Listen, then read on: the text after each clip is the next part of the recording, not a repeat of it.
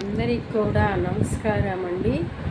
మరి ముఖ్యంగా మన కమ్మవారి ఆడపడుచుగా కమ్మ జాతి యువతీ యువకులకు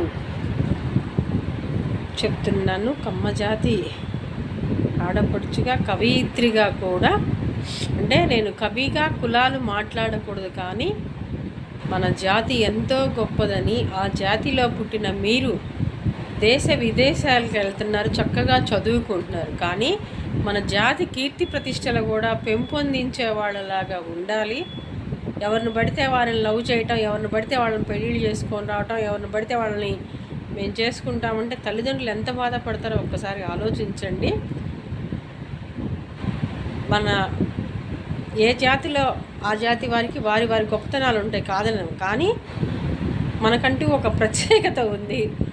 నేను రాత్రి లండను మా బంధువులే వెళ్ళాను. లండన్లో బాబు జాబు, కమ్మవారి అబ్బాయి, నా ఇల్లు అమ్మాయి, ఒక ఫ్రెండ్ వచ్చింది నా ఇల్లు అమ్మ అక్కడికి. ఏంది ఇక్కడికి వచ్చా అంటే మా అమ్మాయిగా ఉంది. మేము అబ్బాయి తరపున వెళ్ళి ఆమె అమ్మాయి తరపున వచ్చింది. మనం ఇక్కడ కూడా జనసేనను తెలుగుదేశం పార్టీ మిత్రపక్షాలు గెలిచినట్టు ఇక్కడ కూడా గెలిచామా అనుకొని నవ్వుకున్నాము.